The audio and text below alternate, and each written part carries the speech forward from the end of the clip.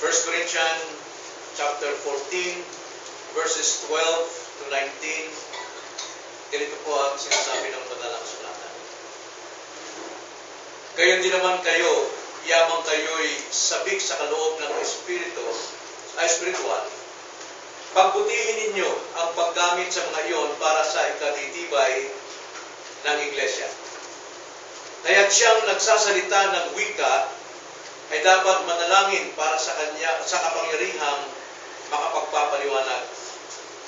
Sapagkat kung ako'y nananalangin sa wika, ang aking espiritu ay nananalangin, ngunit ang aking isipan ay hindi mabunga. Ano kung gayon ang aking gagawin? Ako'y mananalangin sa espiritu at ako'y mananalangin din sa isipan. Ako ay aawit sa espiritu at ako ay aawit din sa isipan. Kung di gayon, kung ikaw ay nagpupuri sa espiritu, paano ang isang nasa kalagayang hindi naturuan ay makapagsasabi ng amen sa iyong pagpapasalamat, gayong hindi niya nalalaman ang iyong sinasabi? Sapagkat maaari ikaw ay nagpapasalamat ng mabuti, subalit ang iba ay hindi napatibay. Ako ay nagpapasalamat sa Diyos na ako ay nagsasalita ng mga wika na higit kaysa inyong lahat. Ngunit sa iglesia, mas nanaisin ko pang magsalita ng 5 salita sa pamamagitan ng aking pag-iisip upang makapagturo ako sa iba kaysa 10,000 mga salita sa ibang wika. Ito pong ating paksa ngayong umaga, ang salitang Amen o Amen sa ating sama-samang pagsamba. Tayo manalangin. Panginoon, salamat po sapagkat ang inyong mga salita ay nagtuturo sa amin ng inyong mga kalooban. Nagtuturo sa amin ng mga katotohanan na kung saan dapat naming tanggapin, sampalatayanan at isagawa para sa ikapupuri at kaluluwalhati ng iyong dakilang pangalan. Nawa, bigyan niyo kami ng puso ngayon na bukas, handang tumanggap, handang unawa, upang aming mapanghawakan ang inyong katuruan na inyong ipinapahayag sa amin sa pamamagitan ng inyong banal na kasulatan. Pagpalain mo kami, Ama, ngayong umaga ng inyong presensya at ng inyong karunungan upang sa aming pagsamba, sa aming pakikinig ng iyong salita ay maituon namin ito sa iyo lamang. Maraming salamat po kung aming dalangin sa pangalan ng Panginoong Hesus. Amen. Ang Amen or Amen sa sasama-samang pagsamba. Maraming nagugulat sa atin kapag nasasambit natin ang Amen. Lalo pag tayo maawit, ang sagot natin, Amen. Pero bihira natin marinig ang pagsambit ng Amen kapag nasa pangangaral ng salita ng Diyos. At kadalasan doon lamang sa katapusan ng pag-awit ng himno. Para doon lang ba talaga ang Amen?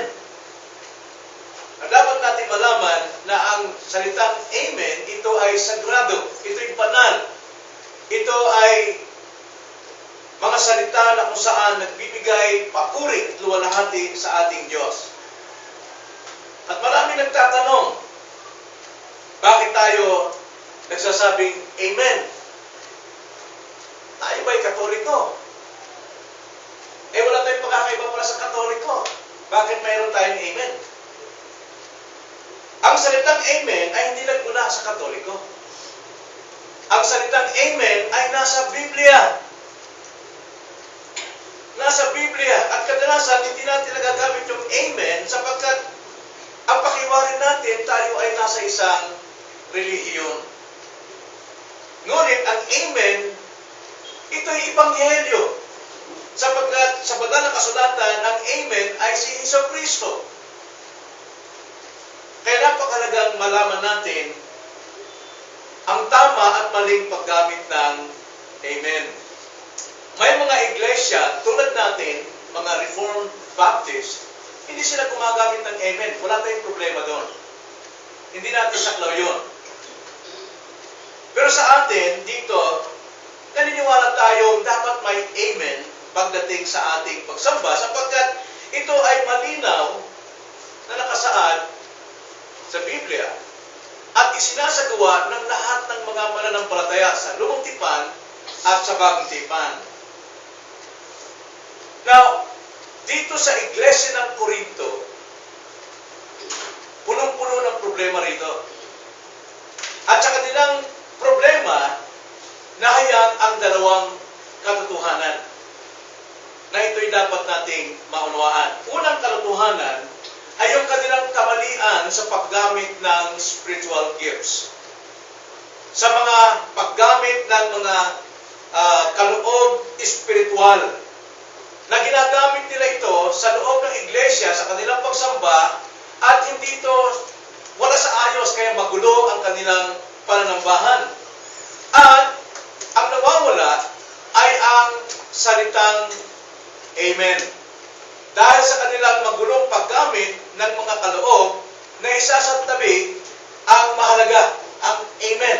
Lalo na pagdating sa mga wika o speaking in tongues. Now, ikalawang katotohanan na makikita natin, dahil sa kanilang kamalian, nahayag naman ang kahalagahan ng pagsambit ng Amen sa pagsamba. Dapat talagang mayroong Amen pagdating sa pagsamba. Kaya ang Amen hindi nagmula sa Katoliko. Hindi nagmula kung kaninong mga relihiyon, kundi ang Amen ay nasa Biblia. At dahil ito'y nasa Biblia, isa pa ito'y Ebanghelyo, nararapat lamang na ito'y sambitin ng mga totoong mananampalataya sa Panginoon.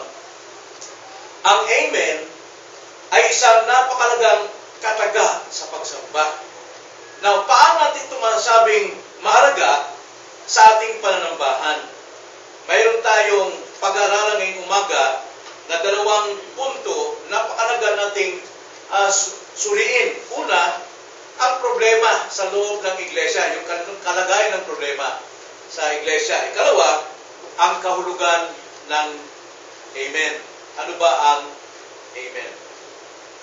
Una, samahan niyo kung tignan natin ang kalagayan ng iglesia sa Corinto. Itong iglesia sa Corinto, punong-puno sila ng mga spiritual gifts. Punong-puno sila ng mga spiritual na kaloob. At isa na rito ay ang pagsasalita ng iba't ibang wika. Speaking in tongues. Totoo pala yung speaking in tongues. Di tama pala yung born again. Wala tayong sinasabing hindi totoo sapagkat ang speaking in tongues nasa Biblia at yan ay kasama sa doktrina ng mga apostol. Kaya nga lamang, dito sa Corinto, sila ay sinaway ni Pablo dahil sa maling paggamit nila ng speaking in tongues. Sabay-sabay ba naman sila nag-speaking in tongues sa loob ng iglesia? Magulo. Kaya, hindi malaman kung sila nagpupuri, kung sila nananalangin, at hindi rin malaman ng mga walang alam tungkol sa speaking in tongues kung kailan nila sasabitin yung kanilang Amen. Kaya na, sa kanilang kamalian, lumilitaw na sa iglesia mayroong Amen. Na gusto kong tingnan natin ito, no? Paliwanag ko lang sa inyo yung speaking in tongues sa kasaysayan ng iglesia. Alam natin, ang iglesia ay mayroong pundasyon. May foundation. Ito yung apostles, di ba? At ang cornerstone, sino ang cornerstone? Si Jesus Christ. Alam natin, si Jesus Christ ang cornerstone. Siya yung patong panulok na kinasasalida naman ng mga apostol o katuruan ng mga apostol. Kaya sabi sa Ephesians 2:19 hanggang 21, tayo ay nasalig sa pundasyon ng apostol na ang cornerstone ay si Christ. Ito yung foundation. Pero tayo ngayon ay nakatayo na sa spiritual na pundasyon bilang mga espiritual na gusali. Ngayon, ang foundation, nandyan yan. Speaking in tongues, healing, mga magpapalayas ng demonyo, kasama lahat yan. Pero, yan ay pundasyon. Hindi na pwedeng iulitin yan doon sa gusali. Meron ba tayong bahay na ikita na yung pundasyon, ikinabit natin ulit doon sa bubong? Hindi pwede. Tayo ay building na, nakatayo sa foundation na ito, na ang cornerstone, si Jesus Christ. Hindi natin pwedeng ulitin yan. At yan ang sinasabi sa Biblia, hindi maaaring burahin yan sa Biblia sapagkat yan ay foundation ng unang iglesia, noong pagtatayo ng iglesia. Pero tayo ngayon ay building na, gusali. Hindi natin pwedeng tagihan na hindi nangyari ang speaking in tongues. Nandyan yan, pero tapos na yan. Tayo ay nasa building na. Tayo yung building na eh. Kaya hindi na natin pwedeng ulitin na magtatag ng foundation. Sapagkat sabi nga ni Paul sa 1 Corinthians 3:11, wala nang foundation na pwedeng itayo maliban kay Kristo. Tapos na yon.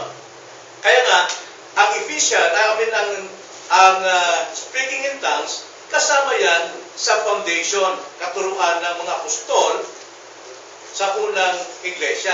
Tingnan nyo ang sabi sa Ephesians chapter 2, verse 19 to 22. Ganito ang sabi, kaya nga, hindi na kayo mga dayuhan at banyaga, kundi kayo'y mga kapwa mamamayan na mga banal at mga kaanib ng sambahayan ng Diyos. Sambahayan. Na itinayo sa saligang inilagay ng mga apostol. Tayo ay sambahayan ng ating pundasyon, turo ng mga apostol. Kaya tawagin tayo Apostolic Church. Ang anumang pagtuturo na taliwas sa turo ni Pablo o turo ng mga apostol, ang sabi sa Galatians 1:8, siya ay pakasumbain. Okay? So tayo nakatayo dyan sa sa pundasyon ng mga apostol. Ang sabi sa verse 21, sa kanya ang buong gusali ay nakalapat na mabuti at lumalaki tungo sa pagiging isang banal na templo sa Panginoon. Na sa kanya kayo rin ay magkasamang itinayo upang maging tahanan ng Diyos sa Espiritu. Ito tayo ngayon, ito ang Christian. Kumbaga sa building, ito yon, yung bahay, gusali na. Foundation, dito tayo nakatayo. Katuruan ng mga apostol. At ang mga katuruan ng apostol mula sa cornerstone na si Jesus Christ. Kaya lahat ng sinasabi ng apostol ay salita ni Kristo. At ang salita ng mga apostol, salita ni Kristo na itinuro sa atin, itinayo tayo bilang iglesia. Kaya nga, yung foundation, lahat na nakasulat dyan, ano man nangyari, mga spiritual gifts, tapos na yan, wala na rito. Hindi natin pwedeng gamitin ulit. Okay? So, hindi natin dinideny ang speaking tongues. Kaso nga lang, sa panahon ni Pablo, dito sa Corinto, magulo sila sa kanilang paggamit ng mga spiritual gifts, kaya sila ay sinaway ni Pablo. Now, ang problema sa paggamit ng mga kaloob ay makikita natin sa verse 13 and 19. Basahin natin, no? Ang sabi ni Pablo rito sa ating text, kaya siyang nagsasalita ng wika ay dapat manalangin para sa kapangyarihang makapagpapaliwanag. Hindi siya maintindihan ng buong iglesia kung wala magpapaliwanag. Kaya nga dapat manalangin din sila na mayroon ding tatayo na magpapaliwanag. Sapagkat, verse 14, kung ako'y nananalangin sa wika, o speaking in tongues, ang aking espiritu ay nananalangin. Totoo yun. Nananalangin sa wika, espiritu niya rin ay nananalangin. Ngunit, ang aking isipan ay hindi mabunga. Yung isipan, hindi mabunga dahil hindi niya naintindihan mismo ng sarili niya. Kung ano yung kanyang sinasabi. Halimbawa, kung Pilipino siya, nanalangin siya ng salitang Afrikano, hindi niya talaga maintindihan yon. Maliban lang kung mayroong tatayo na magpapaliwanag. Kaya nga, sayang lang ang pag-speaking in tongues, pagamat na nanalangin ang aking spirito, pero hindi nakinabang yung aking isip dahil hindi ko naintindihan. Verse 15, ano kung gayon ang aking gagawin? Ako'y mananalangin sa espiritu at ako'y mananalangin din sa isipan. Kung ganun daw, sabi ni Pablo, kung ganyan ang inyong gagawin, manalangin kayo sa speaking in tongues, pero dapat naintindihan ninyo ang inyong sinasabi. at ako'y mananalangin din sa isipan. Ako'y aawit sa espiritu at ako'y aawit din sa isipan.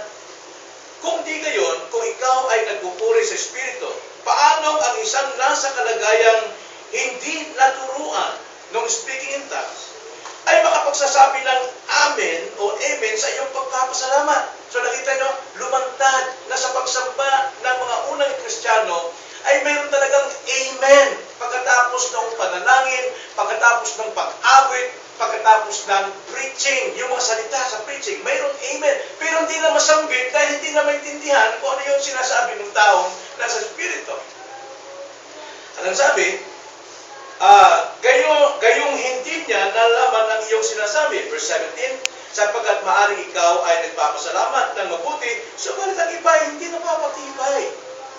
Ako'y nagpapasalamat sa Diyos na ako'y nagsasalita ng mga wika ng higit kaysa inyong lahat. At sabi ni Pablo, marami siyang alam na wika. Ngunit, sabi niya, sa iglesia, mas nanaisin ko pang magsalita ng 5 salita sa pamamagitan ng aking pag-iisip upang makapagturo ako sa iba kaysa 10,000 mga salita sa ibang wika. Walang silbi ang inyong speaking tongues, yung gift na ninyo yan, kung hindi naintindihan ng mga miyembro at hindi na-edify ang bawat miyembro. So, ang pinaka-focus dito, ang maling paggamit ng spiritual gifts, hindi napapatibay ang church. Na alam natin sa verses 1 hanggang 11, ang nagpapatibay sa church ay prophesying or preaching sa salita o wika ng mga tao. Doon napapatibay. Pero pagdating sa spiritual gifts, hindi napapatibay. Hindi masabi ng tao yun na walang malay yung kanyang amen. Kung saan, kailan niya dapat sambitin yung amen. Dahil hindi niya naunawaan ang panalangin o ang awit ng isang tao. Dahil pinapakita rito sa atin ng amen ay ginagawa sa loob ng pagsamba ng mga Kristiyano. Totoong Kristiyano ito. Hindi nagmula sa Katoliko ang amen. Dahil kung babantay natin ang amen ng Katoliko, anong ginagawa nila? Hindi nila naintindihan kung sinasabi ng pare, di ba? Domino et vobiscum, seculati secolorum, ang sasagutin ng mga tao, amen. Hindi nila naintindihan yun. Hindi nila naintindihan. Pero sa atin ngayon, sa Biblia, ang sabi ng Panginoon sa atin, dapat malinaw na unawaan ang panalangin, ang pag-awit, ang pangangaral, upang ang sino mang nakakaunawa at siya'y pinagpala sa mensahe ng awit, ng panalangin, ay makapagsabi siya ng Amen. Nakita niyo? Hindi ito nagmula kung kanina-kaninong reliyon. Ito'y nasa Biblia. Kaya nga, kamalian ngayon, mga nasa iglesia, nahihiyang magsabi ng Amen. Dahil hindi na alam na ito'y nandyan sa Biblia. Practice ito ng mga tunay na Kristiyano. Kaya nga, ang Amen ay inaasahang makita at marinig sa loob ng pagsamba ng iglesia. Dapat ang Amen ay naririnig. At kapag ang amen ay sinambit ng isang tao, dapat napapatibay yung iglesia sa kanyang pagsabing, Amen. Halimbawa, pag sinabi sa preaching o sa panalangin, ang Diyos ay mabiyaya at siya'y gumagawa ng lahat ng bagay para sa kabubuti ng kanyang mga tao. Anong sabihin ng mga tao yun? Anong sabihin ng mga membro? Amen. Sapagkat totoo yun. Amen. Ang dapat. Pero, hindi ito nagagawa. Ang amen ay inaasahan sa bawat pagsamba. Dahil ang hangganan talaga, ang sukdulang hangganan ng pagsamba ay para sa kalwalatian ng Diyos at sa ikatitibay ng iglesia. At ang pagsambit ng amen, isa yan sa paraan upang patibayin ang mga mananampalataya. Tingnan sa verse 12. Gayon din naman kayo, yamang kayo'y sabik sa kaloob ng spiritual, pagbutihin niyo ang paggamit sa mga iyon para sa ikatitibay ng iglesia. Ikatitibay ng iglesia ang layunin dyan. Tingnan pa natin ang verse 5. Verse 2 hanggang 5. Sapagkat ang nagsasalita ng ibang wika ay hindi sa mga tao nagsasalita kundi sa Diyos, sapagkat walang nakakaunawa sa Kanya. Yaman sa Espiritu, siya ay nagsasalita ng mga hiwaga, subalit ang nagsasalita ng propesya o preaching ay nagsasalita sa mga tao para sa kanilang ikatitibay, sa ikasisigla at ikaaliw. Ang nagsasalita ng ibang wika ay pinapatibay ang sarili, ngunit ang nagsasalita sa propesya ay pinapatibay ang iglesia. Ngayon, nais ko sanang kayong lahat ay magsalita ng mga wika, subalit lalo na ang kayo ay magsalita ng propesya. Ang nagsasalita ng propesya ay higit na dakila kaysa sa nagsasalita ng mga wika, malibang mayroong nagpapaliwanag upang ang iglesia ay mapatibay. Kaya nga sa ating pagsamba, lahat ng ating ginagawa, ipagpapatibay. Pero yung mga hindi nakikinig, natutulog, hindi titibay yun. Dahil pagka nagsabi kayo ng Amen, bakit? Hindi niya narinig eh. Pero ang tao may problema at narinig niya na mayroong salita ang Panginoon para sa kanyang problema. At katabi niya sabi, Amen. Napapatibay siya, mayroon din palang problema ito pag itutunan ng problema ko. Amen. So mayroong Amen sa pagsamba. Ngunit ang tamang pagsambit ng Amen ay dapat nasa kaayusan. Kaya nga dito sa 1 Corinthians chapter 14, ito ay pagtuturo ng pastor o ng leader sa iglesia, yung orderliness sa loob ng church pagsamba. Yung turo din sa 1 Corinthians 14, ito yung binibigyan ng authority ang leader, lalong dapat sa loob sa iglesia na maging maayos, decent and order sa church. Kaya pati ang pagsambit ng Amen, dapat hindi nakaka-distract. Naalala niyo ba nung tayo Pentecostal pa? Amen! Amen! Siguro, Amen! Hallelujah! Hallelujah! Tayo naman, sanay sa ganun, natutuwa tayo, Amen! Kahit nung nagpipreach ako sa gitna ng mga tao na dahil sa inyong kasalanan, kayo patungo sa impyerno, may sisigaw, Amen! Naintindihan ba yung pagsabi nila ng Amen, nakaka-distract. Uli kaya, nakikinig ka, seryoso ka sa pakikinig ng mensahe, siya naman, Amen! Amen! Amen! Amen! Hindi, dapat maayos. Dapat hindi nakaka-distract. Kaya nga tayo, pag may bata na naglalakad dyan, ating pinatitigil. Gawa ng paraan ng magulang, ng mga workers na dapat itabi ang bata. Hindi dahil galit tayo sa bata. Hindi. Kundi, ginagawa natin ang kaayusan upang hindi maistorbo yung mga nandyan nakikinig. At bawat membro, dapat, di ba sinasabi natin, huwag tayo ng tayo, nakaka-distract. Ganun din ang pagsambit ng Amen. Kapag wala sa lugar, ito ay nakaka-distract. Wala naman dapat sabihin, Amen. Amen! Wala tayong pagkakaiba sa Korinto. Kaya dito, pinapakita sa atin na kung mayroong malinaw at mayroong nakapag-aantig ng puso na katotohanan, dapat lang sabihin natin ang Amen. For the edification of the church. Hindi siya yung pang sarili para magpapatawa ka ng pansin na nakikinig ka. Pero nakapikit kong gano'n. Amen! Para lang sabihin, ika'y gising. Nakaka-distract yan.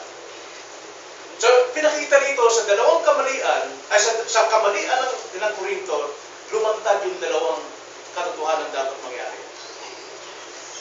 Mayroong Amen dapat sa loob ng panambahan. Sang-ayon ba kayo ron? Good. Naintindihan nyo ngayon. Now, ano ang ibig sabihin ng Amen? Tingnan natin ang kahulugan ng Amen. So nakita natin yung problema ng Korinto, ang problema ng Korinto naglantad sa katotohanan na mayroon talagang Amen sa pagsamba. Dapat inaasahan yan na marinig ang Amen. Kaya nga lamang, dapat nasa maayos. Diyos. So, ang kahulugan naman ng Amen. Natingnan natin ang kahulugan ng Amen sa Old Testament. Sapagkat sa Old Testament talaga nagmula o ang siyang pinakaugat ng pagsambit ng Amen. So, ang Amen ay walang pagkakaiba yan sa ating panahon. Kaya nga lamang sa ating Bible, mayroong iba't-ibang mga translation. Ang kadalasang ginagamit na Amen sa Old Testament, Amen din, kahit sa Hebrew, Amen. Pero pagdating sa New Testament, sa English Bible natin, hindi na Amen ang nilalagay, kundi verily sa King James. Verily, verily, I say unto thee. O di kaya, sa modern translation, truly, truly, I say unto you. Sa Tagalog, katotohanan, katotohanan, sinasabi ko sa inyo. Kumisan, hindi natin naintindihan yun o hindi natin nabibigyan ng pagkasagrado ang salitang Amen dahil iba na yung letra. Pero kung alam natin ang context, alam natin yung sinasabing truly, truly, o verily, verily, or katotohanan, katotohanan, alam natin yun ay Amen, Amen. So, ano ibig sabihin ng Amen? Amen, ibig sabihin pagsang-ayon ng buong puso.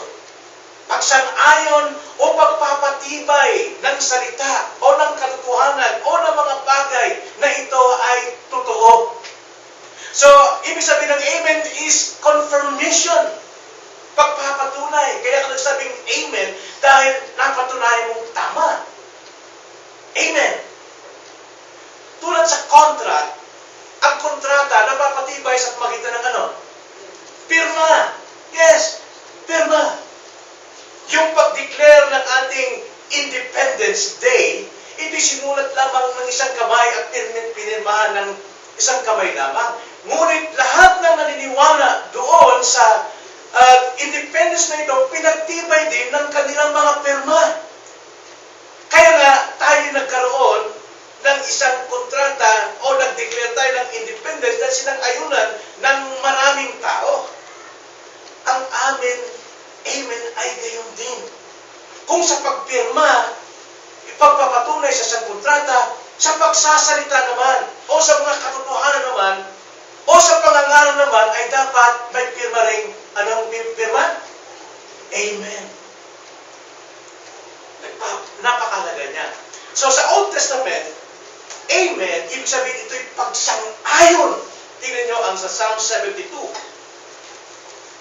Psalm 72 verses 18 to 19. Now, pagpasensya na dito sa Tagalog kasi minsan sa English Bible malinaw, pero sa Tagalog kasi ginagamit natin, so hindi minsan malinaw yung Amen.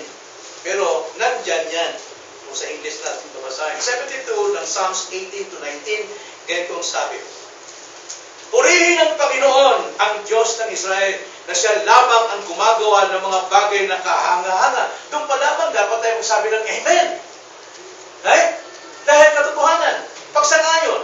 19. Purihin ng kanyang maluwalhating pangalan, magpakailanman, mapuno nawa ang buong lupa ng kanyang kalwalhatian. Anong sabi? Amen and Amen. Talagang dinoble pa. Totoo yan. Sang-ayon ako dyan. Pinagtitibay kong katotohanan yan. Sinasang-ayunan ko yung katotohanan yan. Kaya sa Old Testament, Amen means pagsang-ayon, pagpapatibay. At hindi lang yun. Pati sa panunumpa o sa sumpa. Pagka ang Diyos ay nagbigay ng panunumpa o sumpa, alam natin tama ang Diyos, matuwid ang Diyos, kaya ang dapat nating sampitin sa lumang tipan ay Amen. Tingnan niyo sabi sa Numbers chapter 5, ito'y tungkol sa isang asawa na hindi siya faithful sa kanyang husband. Siya ay nagtaksil sa kanyang husband. Ngayon, ang husband niya ay nagduda sa kanya sapagkat tila parang may namumuna sa kanyang sinapupunan.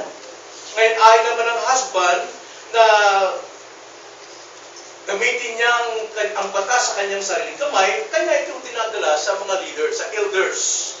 At sa elders, gagawa sila ng isang pagsubok o trials na ayon sa salita ng Diyos, ang Diyos ng araw, pagka sinabi ng Diyos na ito, patay ka talaga ng araw. At ang mga elders dito, o ang mga priest lumalapit at isinasangguni yung kalagayan ng babae kung siya nagtataksil o hindi. Kung nagtataksil siya, ganito ang mangyari. O kung hindi naman, ganito rin mangyari. Numbers 5, verse 22. Ganito ang sabi. So, basahin natin ang 20 para sa immediate context. Subalit kung ikaw ay lumihis habang ikaw ay nasa ilalim ng kapamalaan ng iyong asawa, at kung ikaw ay nadungisan at may ibang lalaking sumiping sa iyo bukod sa iyong asawa, panunumpain ng pari ang babae ng panunumpang sumpa. No? Panunumpa. Ng sumpa. Curse. At sasabihin ng pari sa babae, gagawin ka ng Panginoon na sumpa at kahihiyan sa gitna ng iyong bayan kapag pinalaylay ng Panginoon ang iyong hita at pinamaga ang iyong katawan. Wow, ibang klase talaga yan, no? Verse 22, ang tubig na ito na nagdadala ng sumpa ay pumasok nawa sa iyong katawan at ang iyong katawan pamagain at ang iyong hita ay palaylayin at ang babae ay magsasabi, Amen. Pag yan tubig na ininom mo yan, ang hiling ng pare, kung ikaw ay nagtaksil sa asawa mo, nawa pamamagain yung sinapupunan mo at palanlayin ang hita mo. Sarap ng Diyos yun eh. Utos ng Diyos yun eh. Kaya sabihin ng babae, di pwede yan. Hindi pwede. Sasang-ayon siya dahil ng Diyos ang nasa kanilang kalagitnaan. Kaya maging sa panunumpa at sumpa, ginagamit ang Amen. Kita niyo gano'ng kasagrado yung Amen. Hindi ang pinaglaruan ng mga Pentecostal kung bumabagsak yung Amen kung saan. Deuteronomy chapter 27, verse 15 to 26.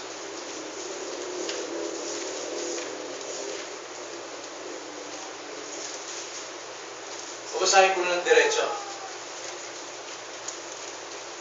15 to 26. Deuteronomy chapter 27, 15.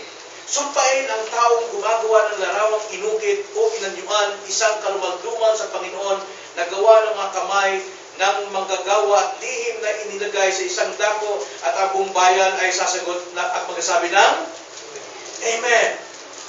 Kasumpa-sumpa yung gumagawa ng mga revolto. At Amen ang sabi dyan. Page 16, sumpain ang sumira ng puri ng kanyang ama o ng kanyang ina at ang buong bayan ay magsasabi ng sumpain ang mag-alis ng muhon ng kanyang kapwa at ang buong bayan ay magsasabi ng pati muhon. Kasi sa Tagalog, mabuting balita yan. Siya nawa. Okay? Yan ang ginagamit. Pero sa Bible talaga is Amen. 18. Sumpain ang magliligaw ng bulag sa daan at ang buong bayan ay magsasabi ng na anong implication nun? Pagka bulag na, ililigaw mo pa. Ibig sabihin, pandaraya, pandarambong, anumang panlalamang na ginagawa ng tao sa kanyang kapwa, ang sabi dyan, sumpain. At ang sabi ng bayan, Amen.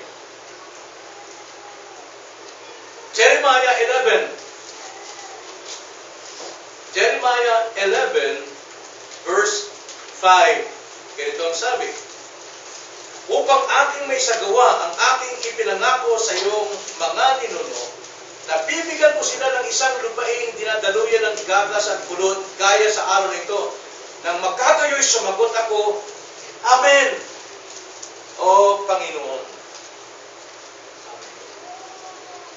So, ang pagsabi ng Amen sa Old Testament, pagsang-ayon, pagpapatibay, panunumpa, pagtanggap ng pagsang-ayon sa mensahe.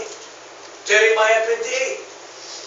Sa mensahe, apply sa preaching, sa teaching, kapag ka ikaw ay kinausap ng Espiritu sa iyong puso, may karapatan ka magsabi ng Amen sa Panginoon. Jeremiah 28 verse 5 and 6, nang magkagayon nagsalita si Propeta Jeremias kay Hananias na propeta sa harapan ng mga pari at ng buong bayan na nakatayo sa bahay ng Panginoon. At sinasabi ni Propeta Jeremias, Amen! Gayon nawa ang gawin ng Panginoon. Pagtibayin nawa ng Panginoon ang iyong mga salita na iyong ipinahayag at ibalik sa lugar na ito mula sa Babylonia ang mga kagamitan ng bahay ng Panginoon at ang lahat ng bihat. Sa preaching, sa pangangaral, kailangan mayroong amen. Sa awit, pagsang-ayon sa awit at panalangin, 1 Chronicles chapter 16. Unang kronika sa Lumang Tipan, chapter 16, verse 36. Umawit dito ang bayang Israel. Awit ng pagpapasalamat. No? Mahaba ito mula sa verse 8, umawit sila. At sa bandang huli ng pag-awit, itong ginagawa natin. Verse 36, purihin ng Panginoon ang Diyos ng Israel mula sa walang pasimula hanggang sa walang hanggan. At sinabi ng buong bayan, Amen! At pinuri ang Panginoon. Maging sa pag-awit, maging sa pagbabasa, sa panalangin. Nehemiah chapter 8. Basahin natin, Nehemiah. After ng Kronika, Ezra, Nehemiah chapter 8, verse 5 to 6. Ganito ang sabi, binuksan ni Ezra ang aklat sa paningin ng buong bayan. Binuksan yung Bible. Tingnan nyo, itong nawawala sa atin. No? Sapagkat siya'y nasa taas ng buong bayan at nang ito'y kinabuksan, ang buong bayan ay tumayo bilang paggalang. Ibig sabihin, nasa mataas siyang podium, pulpito, kitang-kita siya ng buong bayan. Dahil biro mo buong bayan yan, ilang milyon nandyan. Kaya kailangan niyang nasa taas. Kaya nga ang pulpit dapat mas mataas sa lahat, sapagkat dito magmula ang salita ng Diyos. Verse 6, pinuri ni Ezra ang Panginoon, ang dakilang Diyos, at ang buong bayan ay sumagot ng Amen! Amen! Na nakataas ang kanilang mga kamay at kanilang iniyukod ang kanilang mga ulo at sumamba sa Panginoon ng kanilang mga mukha ay nakatungo sa lupa. Alam si Pastor Steve, noong first time niya mag-preach sa atin, nung tayo ay Pentecostal pa, alam natin yun, di ba, na hinawakan ni Carol yung dalawang anak niya, maliit si Andy at si ano, dahil maalog yung ating lugar nun sa Andox na nagsasayawan tayo sa ating praise and worship. Sabi ni Pastor Steve, patotoo doon sa modular, mayroon ako pa isang iglesyang natinan na speaker ako. Nagulat ako, natakot kami talaga sa grabing tagundong ng kanilang pagpupuri sa Diyos. Hindi ko talaga nagustuhan yun. Masyadong kanilang tinataas ang kanilang grupo, ang kanilang sarili.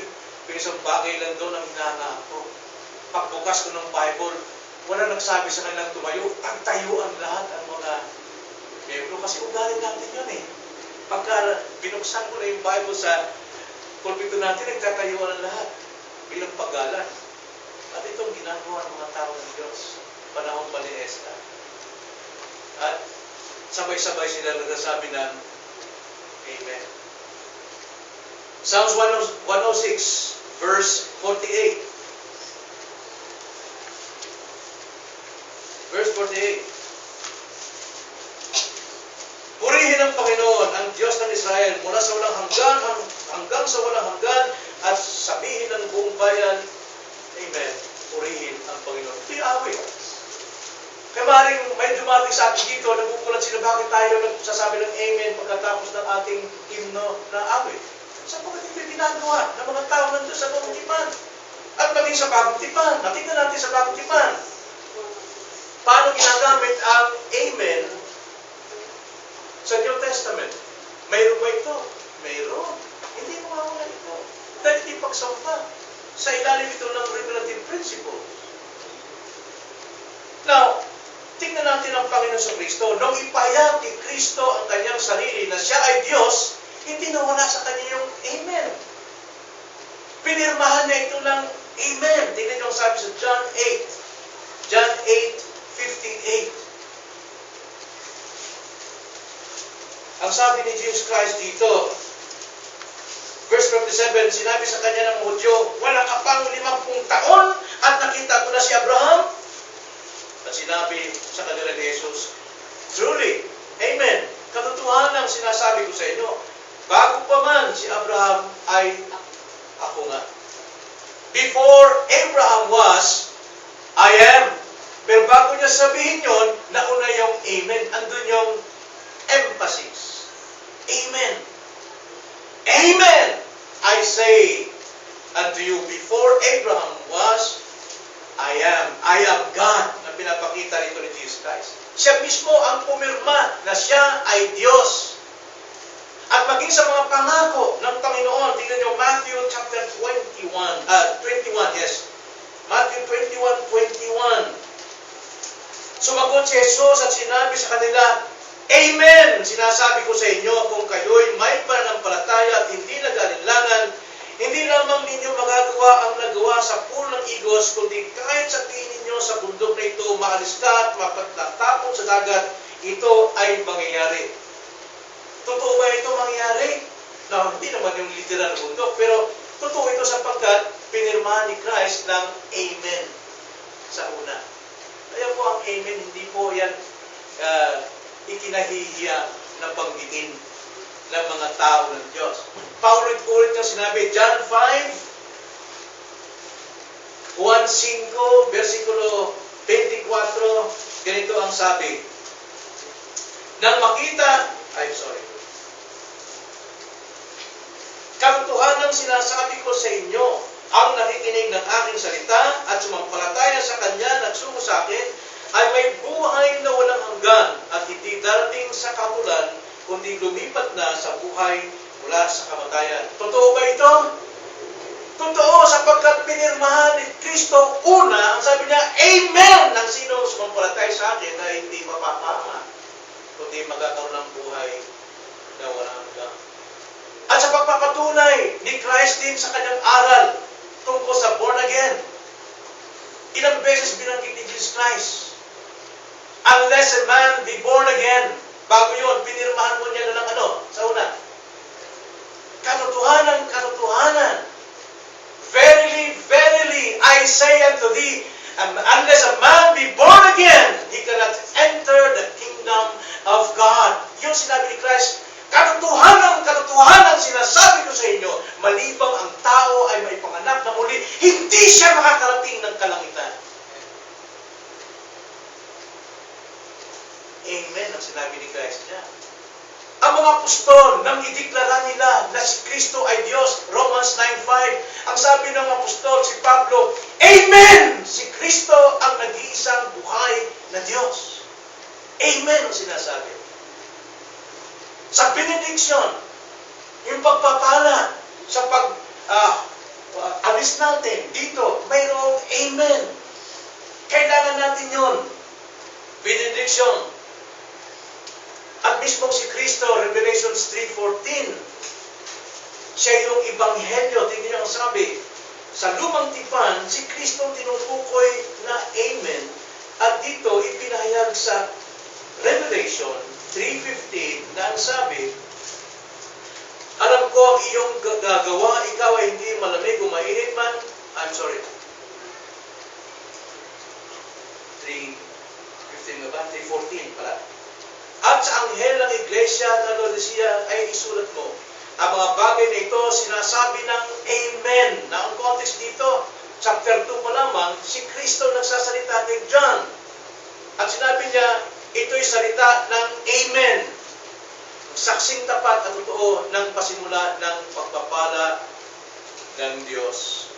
So, ang pag-disenyo ng pagsambit ng Amen, mga kapatid, pagkatapos ng pagpupuri, 1 Chronicles 16, binasa natin kanina, sa kanilang pagpupuri, may pirmang Amen. Sa huling pangungusap ng papuri, mayroong pirmang Amen. Sa mga taong nangunguna, sa mga elders o sa mga leaders na nangunguna sa atin sa pagpupuri, sa pananalangin, sa confession, sa intercession, tungkulin ng bawat miyembro na iparinig ang kanilang Amen. Bakit? Paano ko malaman kung kasama ko pa ang puso ninyo sa aking pangangaral kung hindi ko marinig sa inyo ang Amen? Amen ba? Amen. Paano ko malaman? Kung kayo ay nasa akin pa sa aking pangangaral kung hindi ko marinig sa inyo yung Amen. Kaya nga, ang salitang Amen, hindi ito gaya-gaya. Hindi ito relihiyon lang nagawa. Ito ay salita ng Diyos at dapat natin itong patibayin sa ating pagsamba sapagkat inaasahan sa pagsamba na dapat nariyan ang Amen. Kaya nga lamang, ayusin natin ang pag-aasapi. Huwag lang sigaw ng sigaw ng Amen. Dapat in order. At tama kung nangungusap ang Panginoon sa iyo sa mensahe, pinalalakas ka sa iyong kalagayan, sabihin mo sa Kanya, Amen, Panginoon. Amen, Lord. Isa ring encouragement yan sa mga preacher na narinig ang inyong Amen. Talagang na-encourage sila, nalaro pa nilang ibigay ang mensahe sapagkat alam niya, nangungusap ang Panginoon sa puso ng bawat nakikinig. Dapat may Amen. Kaya nga, sa ating pagtatapos, baguhin na natin ang ating sarili. Lalo na sa pag-uunawa sa ating pagsamba. Nagkaroon tayo ng series tungkol sa acceptable worship. Nagkaroon tayo ng series tungkol sa regulative principles. At ngayon, tayo ay magtatapos sa pirma ng ating pagsamba. Walang iba kundi ang Amen. Magbago na tayo. Huwag natin itong ikahiya. Huwag natin itong pigilan. Kundi sabihin natin, Lord, sang-ayon ako sa mensahe, sang-ayon ako sa sinasabi, sang-ayon ako sa awit. Kaya sinasabi ko, Amen. At sabihin mo, Pastor, hindi ako sanay dyan eh. Hindi ako sanay talaga magsabi ng Amen. Labong niya itong mga jet.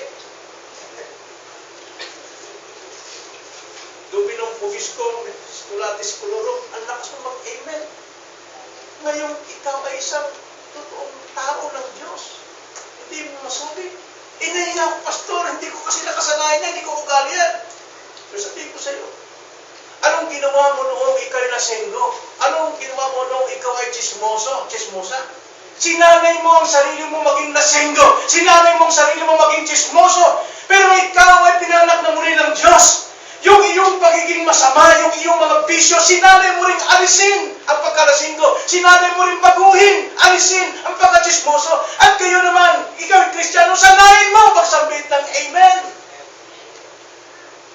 Kailangan talaga ang Amen sa pagsamba. Ngunit, gamitin natin ang banal na Amen sa ayusan, sa tamang paraan. Para sa ikaluwalhati ng Diyos at sa ikatitibay ng Iglesia. Amen? Amen. Tayo manalangin. Panginoon, salamat po